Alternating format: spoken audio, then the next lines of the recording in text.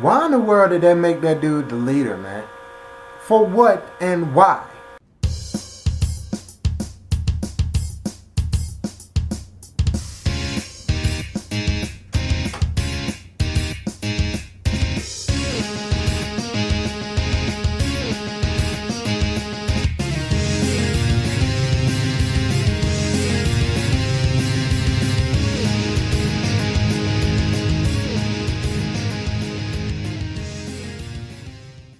This episode already started off on a weird note, man, because they freaking made Surgi leader, and I don't know why. I think the creators just did that just to do it. I'm betting, I bet you $10 that they made Surgi the leader because of main character cliche shonen things, man. And a lot of cliche shonen stuff happened in this episode, man. Like, old girl, I think her name is Yurine. She freaking going through some pain because she was leader, but then this dude came in. He was only in for 2 days, and now he's already leader, even though he only went on one mission with them. I don't know why that dude made old boy leader, and then she was really mad about that. She was really sad about it. And then she got a letter from her sister, and her sister said, I'm happy that I'm a leader of my group just like you're a leader of your group. And she was about to write her sister like, I ain't no leader no more, but she couldn't do it and stuff. And then freaking, they just went through this whole diatribe in this episode of Surgi trying to find out more about Yurine.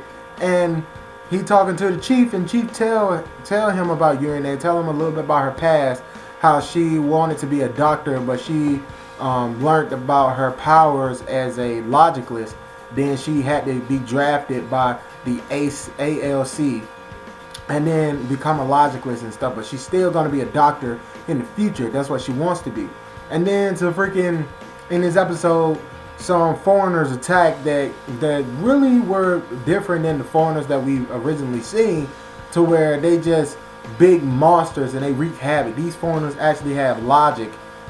They actually can think, and they actually have emotions and stuff. So one of the foreigners was a dude, was like the male type, and then he was going after women, and he was trying to steal like the women's logic and stuff. And I think when they mean logic, they talk about everything, just like I explained in my first logic episode review. Is like when logic is like their whole entire being, their personality, their soul, their mind, even their logic of what we know as logic and stuff. So in this episode, the foreigners was trying to steal the people's logic, which meaning when I mean logic in this episode, I'm talking about their soul. They was trying to steal their soul, and when they stole their soul, they become even more powerful once they suck it up and stuff like that. I don't really know how that worked, but I know they was stealing their entire being and then becoming more powerful. That's how come freaking my girl with the sword had a hard time defeating the guy. And then there was another foreigner that was a woman that was stealing men's logic.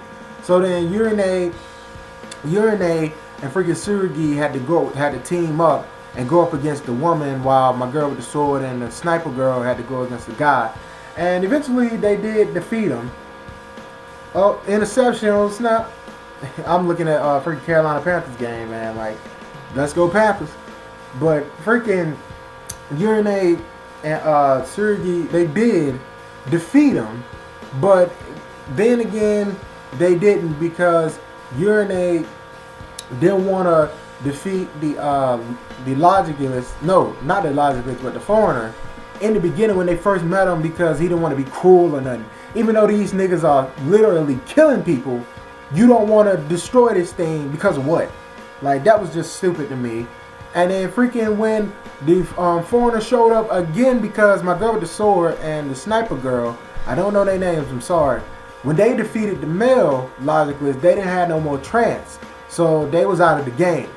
So it was up to the chief and Surgi to come back and finish off the female logicalist, because Surgi and freaking Yukine did not defeat the female foreigner when they first came into contact with the foreigner.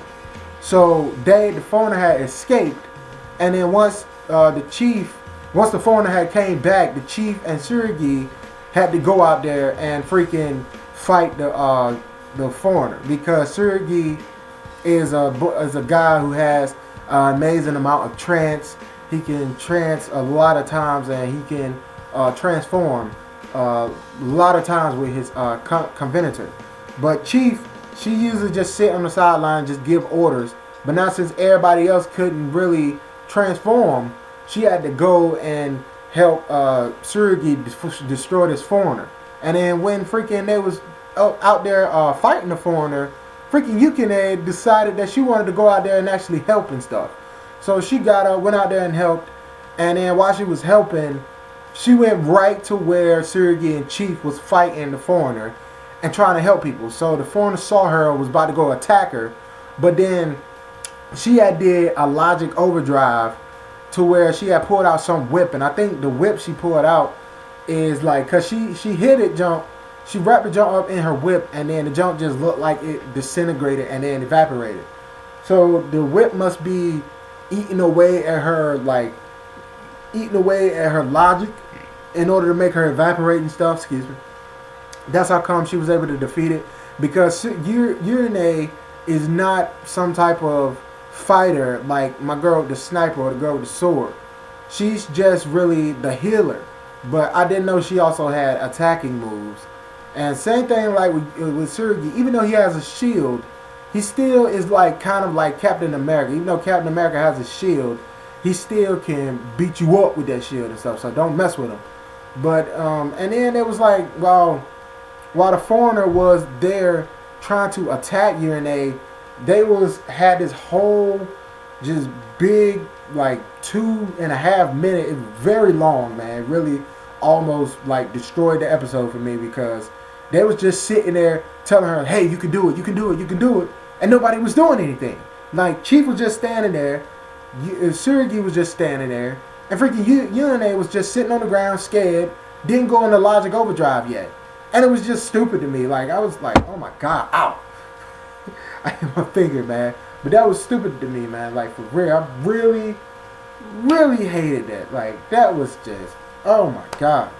That almost destroyed the episode for me. But luckily they didn't go too long with that, because this episode probably would have been like a 4 out of 10 to a 5 out of 10 for me if that would have went on long. But it was like, man, look, we all know what anime does.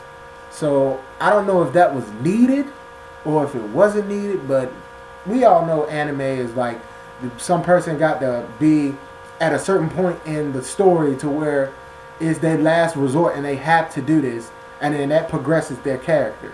Like we already know all that and stuff, so I kind of give it a pass, but then again I don't, because it was so long. So this episode for me was really like and then that was it. Nothing else happened after that. They went back to the academy or wherever they at, the agency, and then the episode ended. And that was really it. The episode for me was just a 6 out of 10. Really was nothing special. I really kind of didn't care about Yurine's character, but it did. This episode did give character progression towards her, so that was good in that aspect. But a lot of stuff happened that had me like, whatever, man. And then some dude at the end named Lucifer showed up. Like he's supposed to be a convenator. This is like one of those, go Greg Olson, go! Dang, that got him.